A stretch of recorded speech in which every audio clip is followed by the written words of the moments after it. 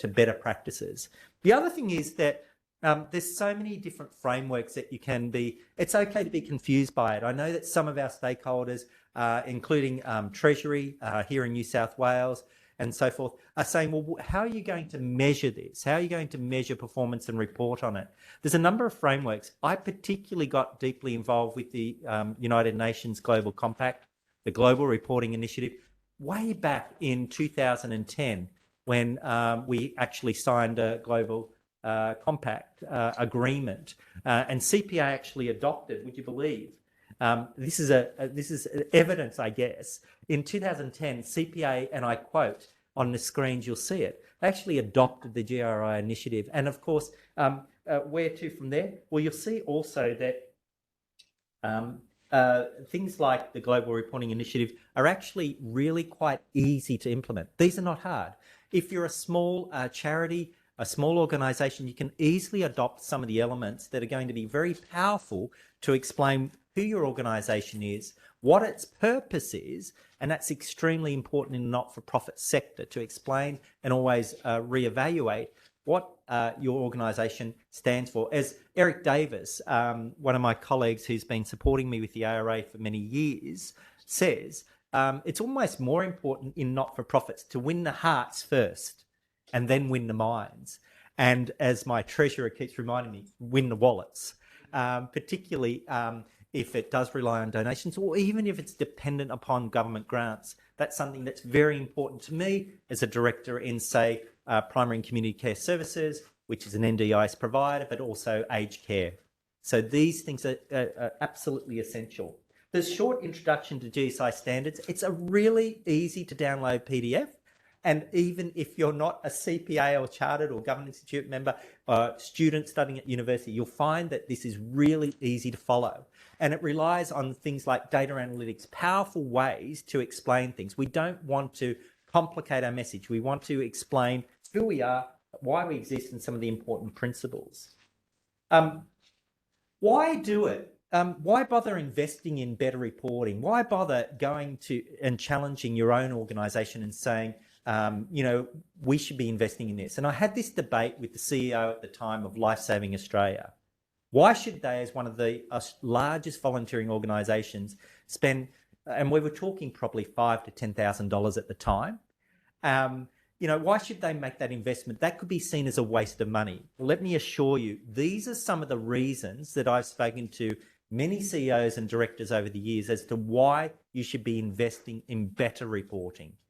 All right, so it's incredibly important that you see that there are a number of measurable benefits to investing in better, clearer reporting. It's about also never resting and becoming complacent. And so for a number of years, some of those organisations that started on this quest, adopting parts of the Global Reporting Initiative, have now seen their way into adopting integrated reporting or strategy on a page. And my colleague at University of New South Wales, Maria Balabat, would be a very good person for any of you to talk to on that matter. We're very approachable and always wanting to adopt it. It's probably adopted in the ASX top 100, the GRI, I would say currently about 82, 83%. It's pretty much, if you're not doing it, watch out. But in the not-for-profit sector, the adoption rate is sitting at, as best we can guess, about 22%. So there's a long way to go. And let me assure you, it's a very powerful conversation if you are going to some of your funding agencies to talk to them and demonstrate that you are doing things, taking a longer term view on your reporting to address confidence. Some of this material I actually grabbed from the ARA seminar. So the ARA runs a seminar each year. This year it's back in Sydney and it rotates between Sydney and Melbourne, alternate years. ARA itself is a not-for-profit, as I say, operating this evaluation criteria for 72 years. And Stephen Varady, one of the directors of ARA Limited, actually said to me that in terms of better reporting, it's a journey. It's not going to happen if you are on a board and say, look, let's implement this. It's not going to happen in the first year. It's a continuous improvement process, like anything. And again, I would emphasize to you, My philosophy in terms of annual reporting in the boards that I'm involved with, also increasingly in the universities for governing council papers, say whether it's public universities or private colleges, we have to address this idea that we have to take a long-term view, we have to be transparent, we have to continually evaluate what we're doing and why, and we have to report back on our risk management as well.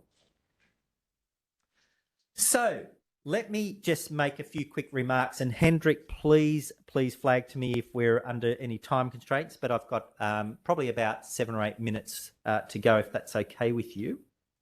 I would suggest to you all that the way to make an immediate impact is to think about your reporting in this framework. You want to make a connection with your stakeholders, whether it's somebody from Treasury, whether it's some of your members of your organisation, whether it's your donors, whether it's your clients that we continue to serve in parts of Sydney and also southern Queensland in terms of disability support services or aged care needs at home and so forth. I want to win the eyes, hearts and minds. I want to capture their attention. And so one of the ways that I like to do that is, sorry, there's a bit of latency on my screens, is let's think about images. So as I teach a subject called storytelling and sense making at UTS in Sydney, one of the really important things with storytelling is just, we learn very quickly that sometimes up to 80% of what we're communicating is visual. All right, so involve those senses if you can in your reporting. This is really examples of powerful covers, but also don't underestimate, are you going to use talent, what the industry calls talent? Are you going to use real clients, real photos and images of your staff and what they're doing in terms of the quest to eliminate polio, for example, or the Red Cross's images of, the blood reserves diminished during COVID? What about there's another organisation that's looking at koalas sanctuaries, and they've done a heat map that's quite dynamic on their website, and it's really powerful, and it's explaining the connection between diminished numbers of koalas and bushfires in Australia and climate change. And it's a dynamic image which just shows what's happened over the last 6 years, and it dynamically shows the fall in funding. Now, that wins my attention straight away. And that's what I think we've got to learn to do and do it more effectively. As accountants, we need to see ourselves as leaders in business, finance and accounting. And we should be setting a higher standard, I think. Some of the other reports that I've got up there are really, really interesting. One of the ones that stands out for me, if you want to have a look at it, the New Zealand super funds and the have been consistent winners of best practice in reporting for some years. So have a look at the covers that they're involved with. New Zealand industry funds are really setting a high benchmark for great reporting. Flicking through them, dare I say it, they're super interesting because they're going to take a very, very long-term view of how they're protecting the public's money. And these are tough times and people are really quite concerned about them. What else can you do? Think about your highlights. If you can say it with less words and more visuals, it might be doing. Is it beneficial to not just stick to current year and prior year, but looking at 5-year trends or 10-year trends? If you have that data with tools like Tableau or Power BI, it's really easy to actually integrate this and make your communication more powerful. And also think about financial literacy. Some of those statistics I captured from Ushi that the survey revealed a lot of people are not really seeing their financial literacy as that high. So let's make it easy for our stakeholders to really understand what we're saying. Let's paint a picture of what's important. Winning the hearts, something super important, and how I got involved with organisations like St Vincent's Street Work all those decades ago is because I heard a story. I heard a story from the streets about the devastating impact of Australia having some of the highest, sadly, highest statistics in youth suicide in the world. And that's not good enough. And so, winning the hearts, looking at that vision and mission and powerful images and stories and vignettes was a way that got me involved in the organisation. it wasn't looking at a balance sheet or profit and loss. It wasn't looking at the numbers. It was looking at the purpose of that organisation to run a mentoring program and to intervene.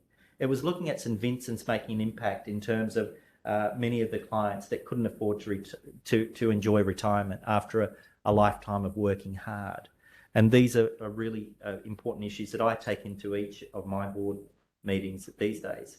So there's some images that you'll see on your screen that I hope are really engaging your senses.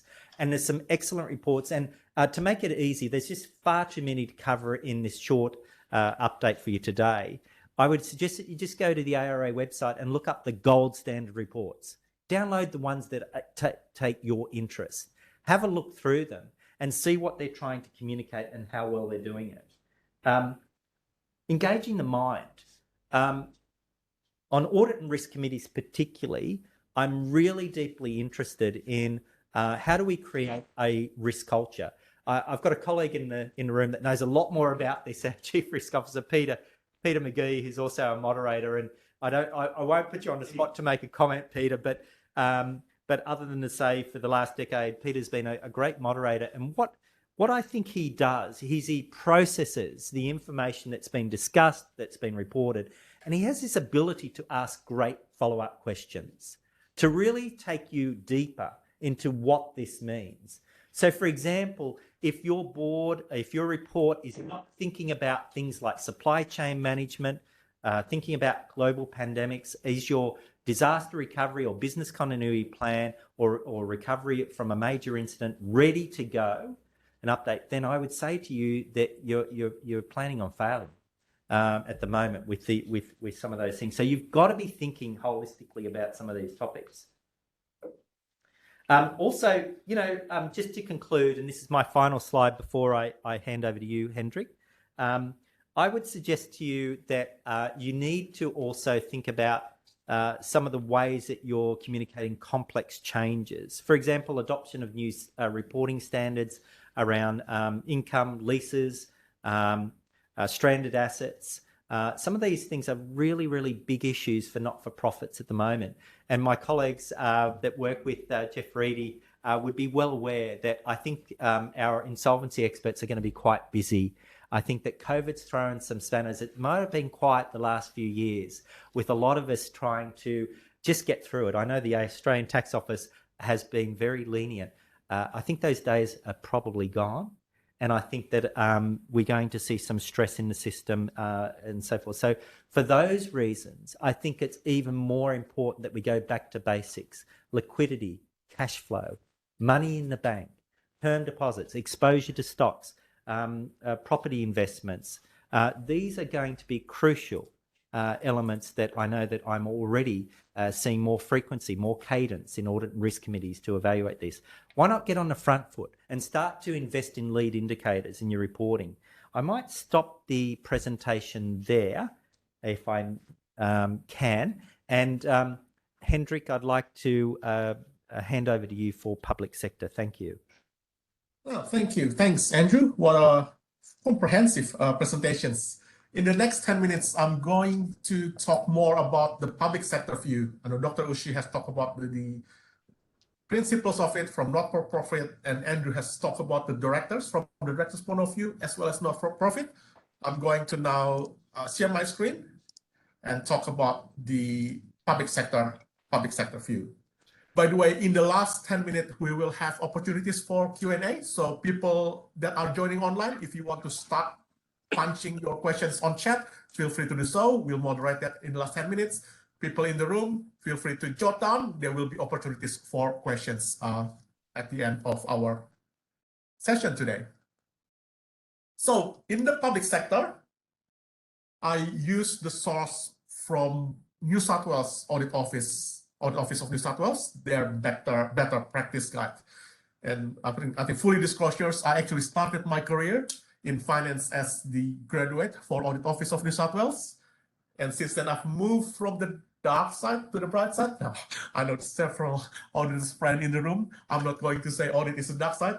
There are always our friends, isn't it, in terms of building sound corporate governance, transparency, which is, at the end of the day, if you look at these better practice guidelines from Audit Office of New South Wales, there are not that much difference compared to what not-for-profit sector is adopting, commercial is adopting, what the directors are seeking from a good, better practice reporting, better reporting practice that needs to be implemented in organizations.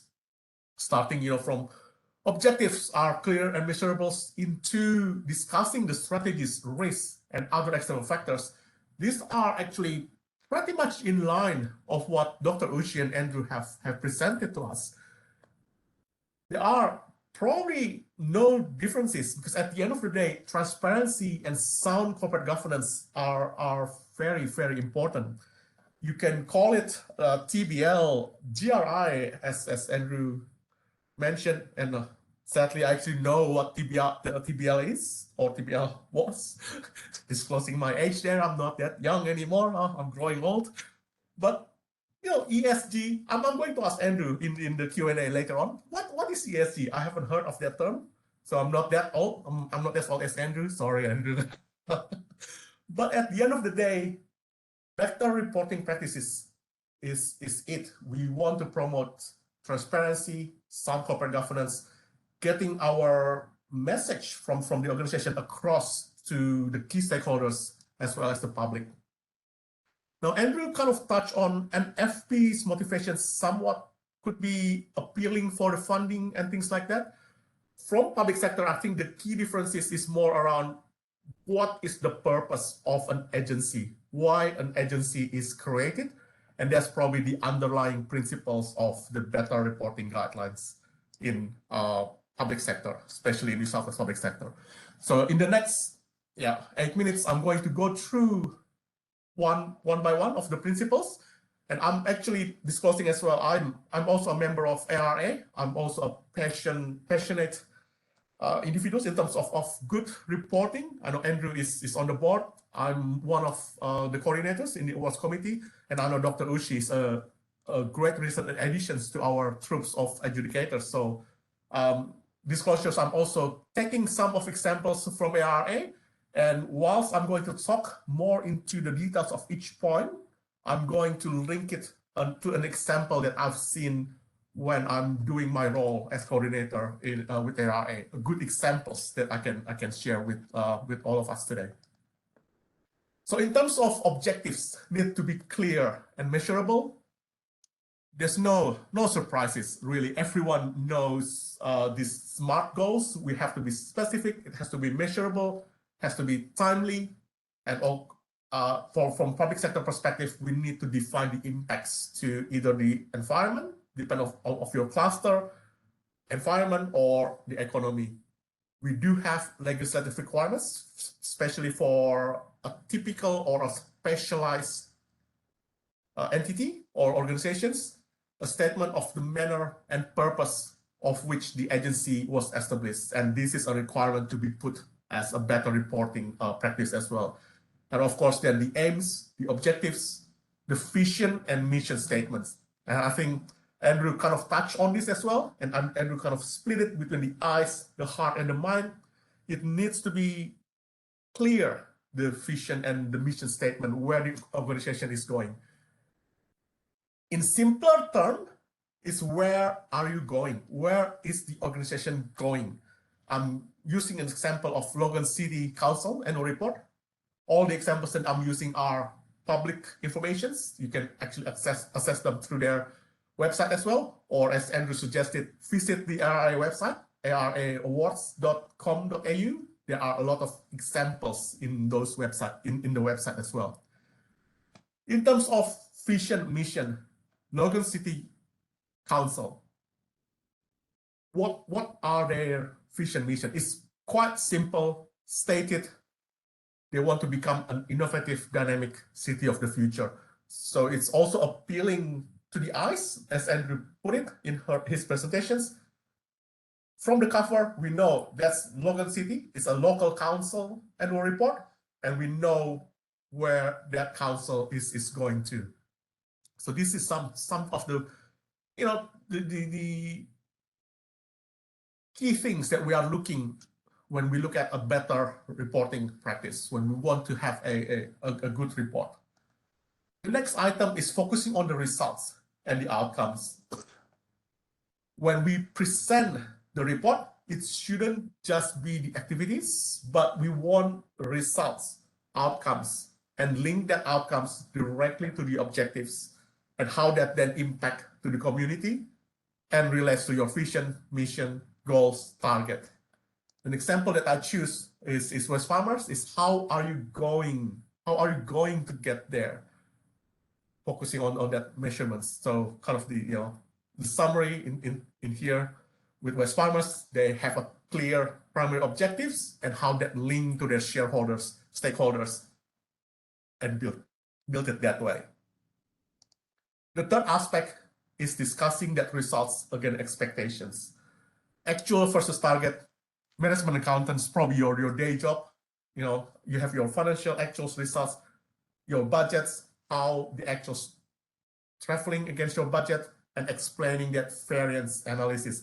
I guess the variance analysis, in my view here, in the point here, is kind of more important than just reporting the two sets of numbers, but comparing the two numbers and reasons for any significant variance from the target.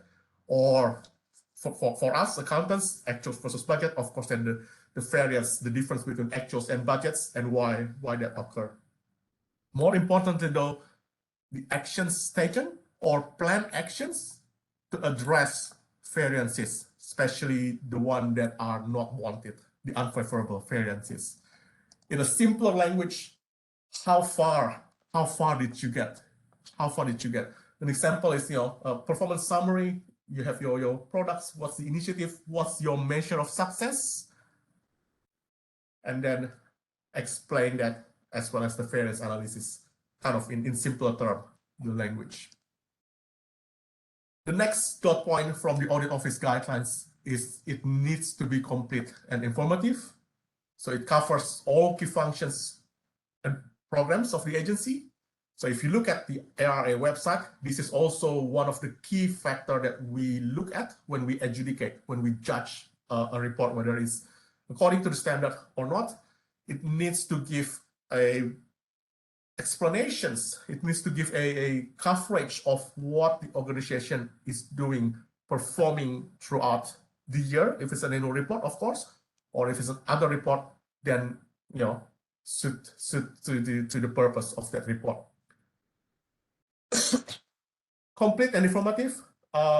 It's advisable report on performance against target identified, and then honest coverage. We are empowering transparency. It's much better to also set up your challenges, why you don't meet the target, and explain why, and actions on actions to make sure the target is met, or what are the planned actions, rather than covering, we didn't do well because of something, we don't present it. But it is important to actually present both success and setbacks as well. Trend data is always something that gives more complete picture. So it's always good to all add the trend data, comparative tables or graphs into the report.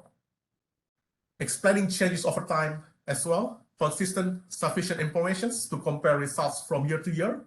So it's not only a standalone for this year, but what does that information mean in comparisons to others organizations, similar organization, benchmark it, or to your performance last year. In simple words, kind of put together what did you do? What did you do as organizations throughout the year? Maybe summarize that into highlights, and then what are completed, undeliverable, whether they are on track with the KPIs, they need to monitor what's amber, or you actually didn't meet the targets, below target, and then in the next page explain why and actions taken to rectify those. So what did you do throughout the year or for that report? This is just another examples that I like. Sometimes we need to probably group it. It also needs to appear to the eyes, heart, and mind. The eyes needs to be kind of visually nice looking as well. Readers easy to find information that they need, they want, and then you appeal to the heart and the mind, as Andrew put it. Last but not least, you also need to provide evidence for value for money and benchmarking for the public sector. And the key items based on the audit office guidelines is define the populations, what the program is designed for. For example, if you are in transport, you are building a road, what are the targeted community to build that road or spend that money has to be clearly defined. Identify the main outcomes to your clients or stakeholders for public sector entities, and costs, of course, right? And then we are better financial reporting as well, and as an accountant. That's why the audited financial statement is always part of annual report as well. Benchmarking is the suggestions. You can also do benchmarking against similar organization. In other words, where is the evidence? Where is that? This is what you do. Where's the evidence? Explain that in your report. That's what we did.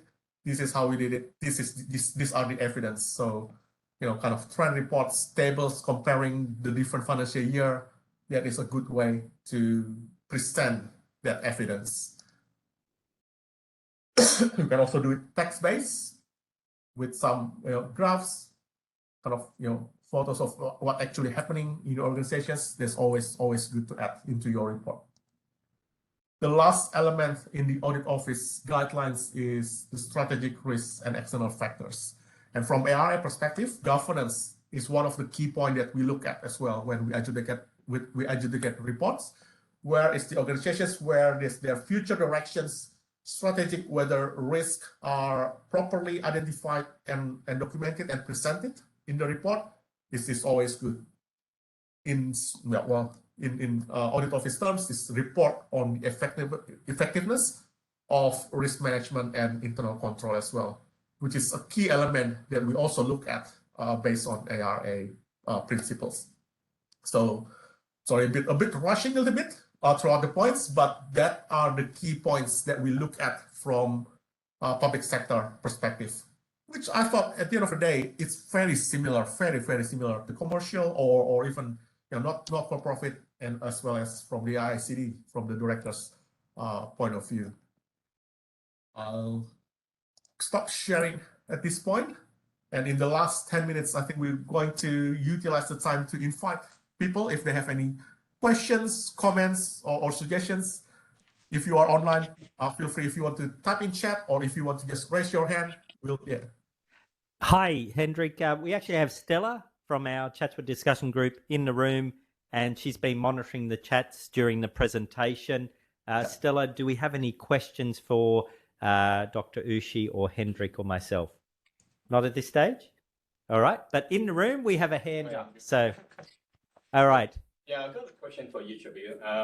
Dr. Ushi now mentioned about improvement having because of the general lack of financial knowledge among the Australian public, that she advocate a snapshot or whatever, a summary. I just want to know whether she's come up with a template, and also in that snapshot how to actually strike the balance between qualitative and quantitative information, so that the reader will get a complete understanding of what's going on, with that entity.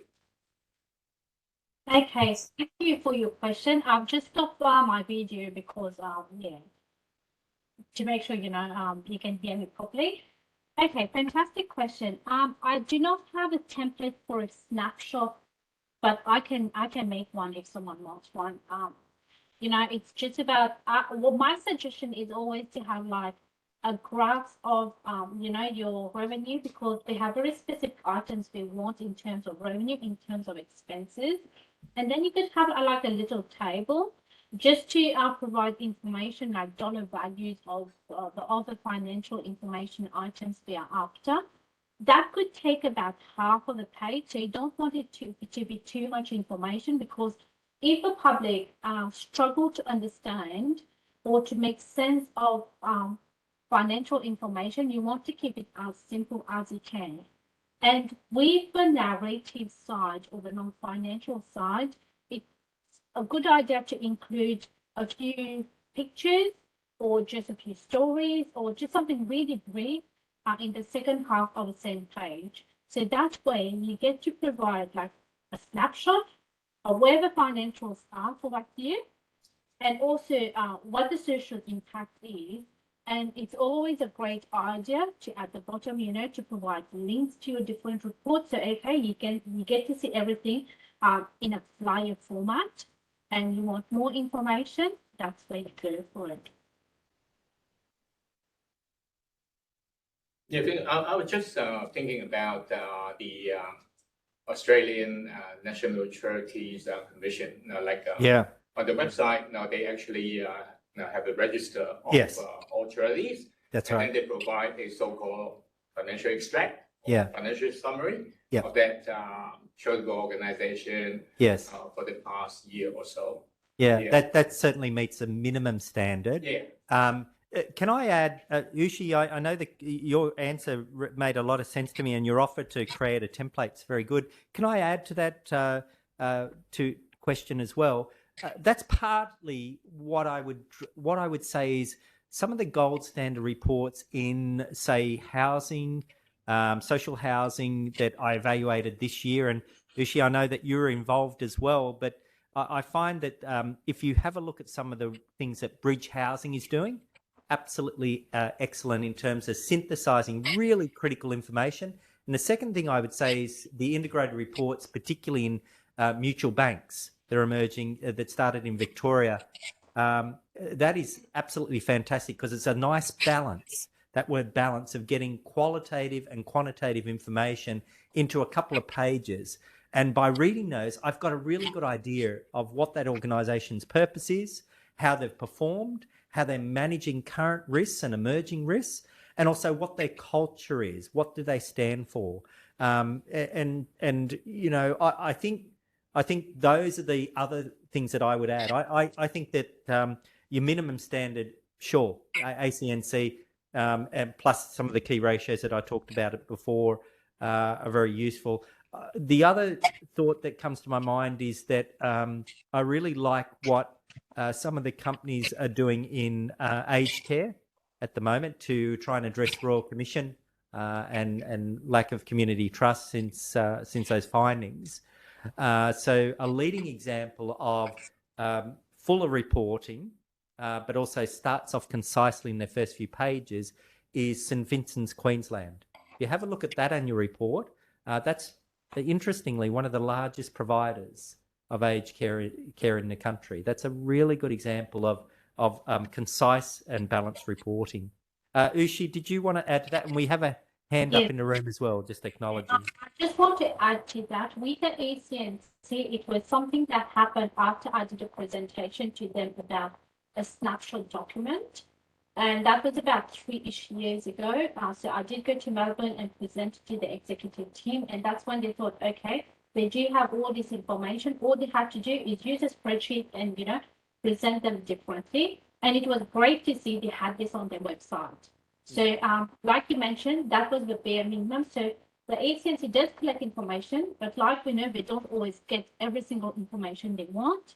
So they have to have the bare minimum. And that's kind of, leading the way. But if you really want to have to demonstrate the impact of what you're doing, and really like the presentation today have said, from the eyes to the heart to the mind, you need to be a bit more creative and try to present things that are way more accessible and also address users' information needs. That's important.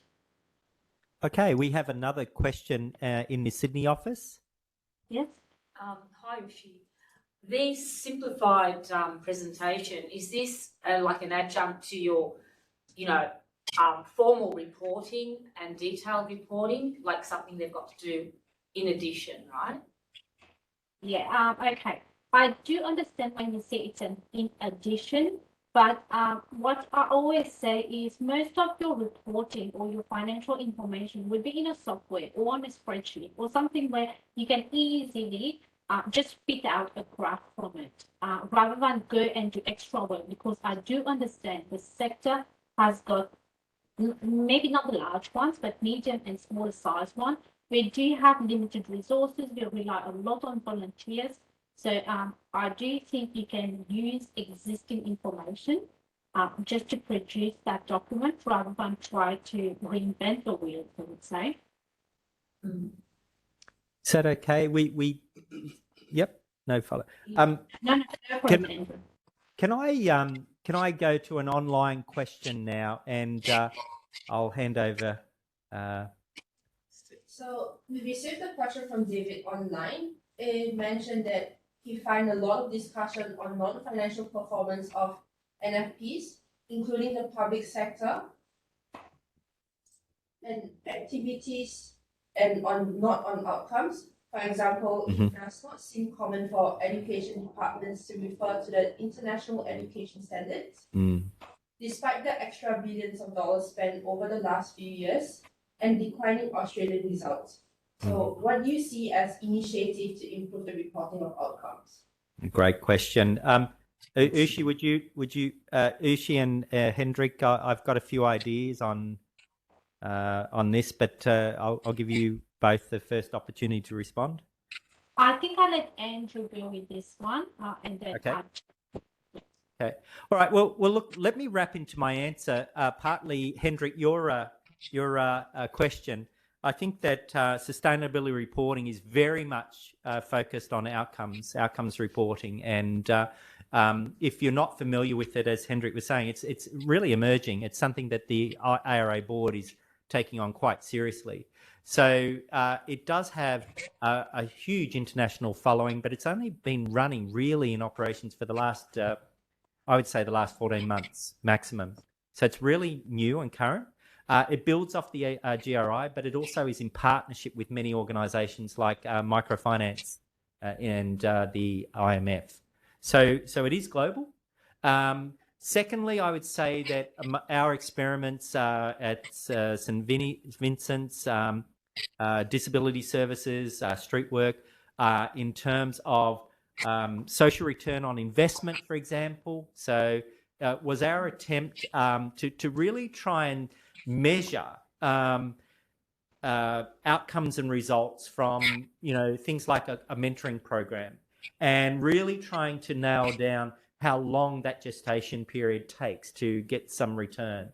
For example, our recidivism, crime, these sorts of things, we can measure them, but we just need to have different constructs.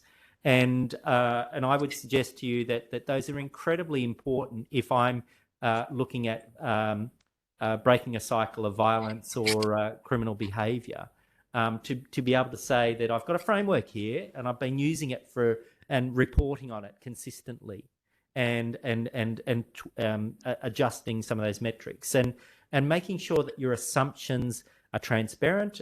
It helps. It certainly helped me when I had a grant from PwC Foundation at the time to get a firm like that involved in attesting that this was being measured fairly, that the assumptions and the numbers and the outcomes were actually something that could be proven.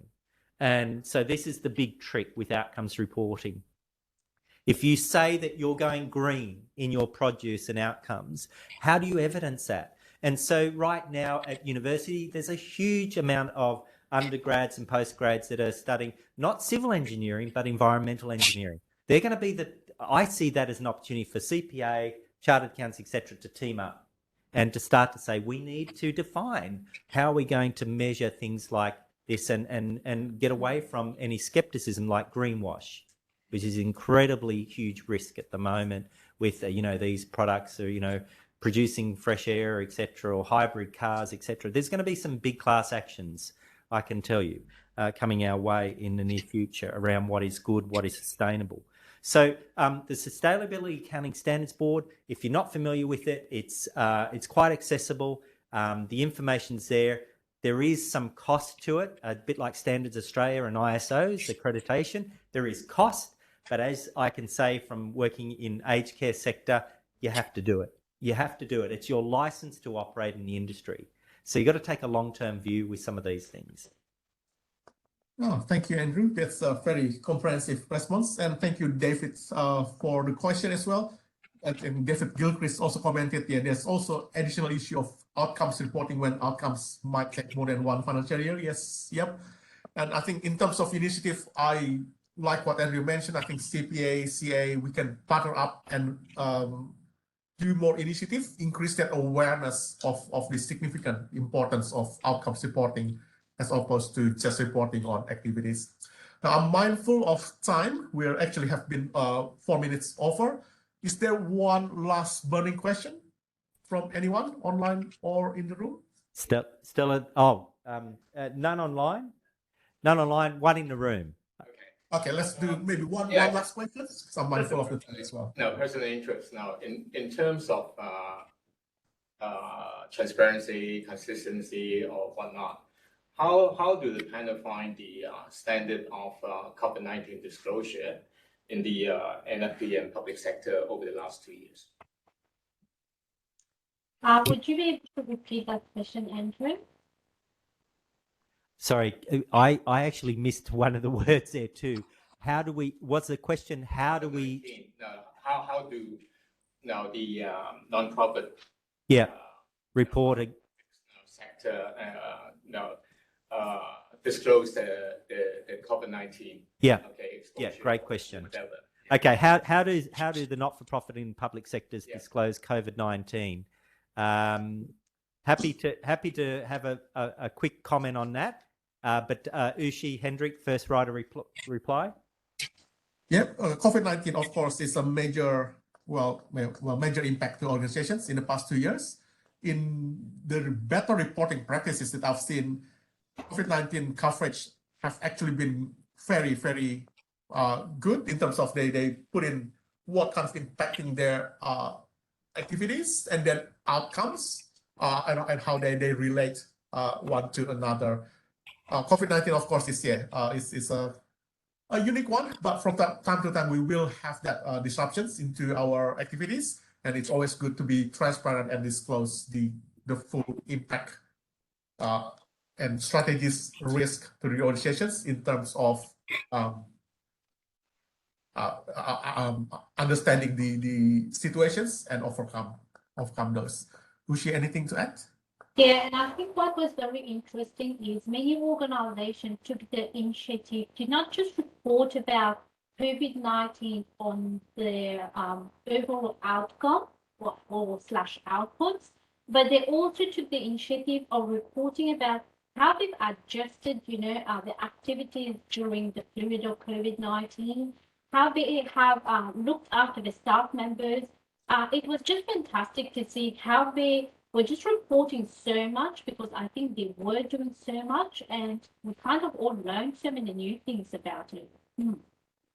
Yeah, I echo all of that. Plus, I think I would suggest that if your reporting isn't focused on people risk, that's a huge thing. There has to be new ways of working, some of which are permanent, others of which will keep flexing. So I think I would be emphasizing things like agility and flexibility of the organization, and that has governance really kept up with that. We actually got our finger on the pulse in terms of the long tail that we're going to have from COVID. We're not over this. And having spent a bit of my career in insurance, I think we still haven't fully calculated the costs of COVID. I think we'll be paying for it for some time. And so as a reporting entity, you have to sort of be quite careful and make sure that you are looking at long tail risk, class actions, employee benefits, these sorts of things. You'll need to cover that off in your reporting as best you can as an emerging risk. I don't think it's a dealt with issue. COVID pandemic is already having impact in other sectors such as investments and supply chain. So look, at the risk of jumping on in here, I think we are over a little bit of time for our online audience. Hendrik and Ushi, over to you to close. Thank you. Thanks, Andrew. First of all, I think thank you for everyone for attending, be it online or in person. I thought, yes, it's been it's great to see so many different faces, audience in person and online joining this event. I would like to actually thank CPA Australia as well.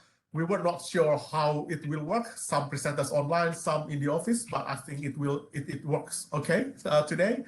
We did have some technical difficulties before the event, but that's solved.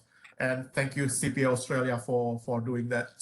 I would also like to thank Western Sydney University sponsoring this event. For people in the room, I believe there are some food and drinks that you can enjoy after this event. And that's thanks to Western Sydney University as well. Dr. Ushi, do you have anything to add? No, I would say thank you everyone for attending and for staying till the end. I know we've been a bit over time. We will be having our next discussion group at the Parramatta venue, which is Western Sydney University's campus. That's on Macquarie Street, and I might send information about these because it will be a hybrid event. So if people want to attend online or face-to-face, you're most welcome to. And our next presenter is going to be Hendrik, and he's going to talk about virtual meetings. Thank you. Thanks, Dr. Ushi. Andrew, any short comments to closing comments from you? Yeah, our Chatswood discussion group, we have a couple of people in the room here today. I think Azumi, is it? Aiko. I was remotely close, and Joanne. So they're going to help us, along with Stella and myself, to get the Chatswood discussion group up and running. And also, if anyone's interested, tomorrow night in CPA, we still can accommodate a couple more people because just like some of our guests today and even our speakers, COVID's had a big impact. So personally, I congratulate Ushi and Hendrik on an outstanding presentation. Thank you. Well, thank you. Thanks, Andrew. Thank you, Ushi. Thank you, everyone. See you at the next one. See you. Bye.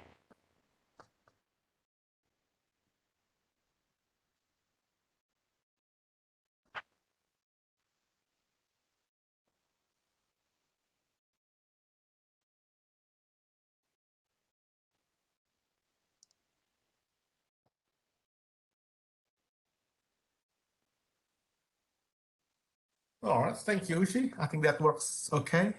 Yeah, So I think that's good. good. Yeah. Let's see if we can get access to the recordings.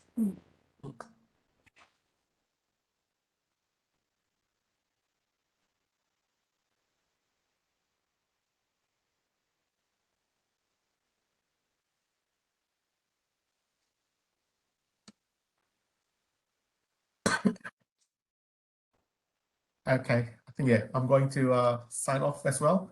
Yeah, me Have too. some lunch and prepare for my next meetings. Yeah. All right. Bye. Thanks, Ushi. I'll be in touch for the August one. We'll release the flyer as soon as we can.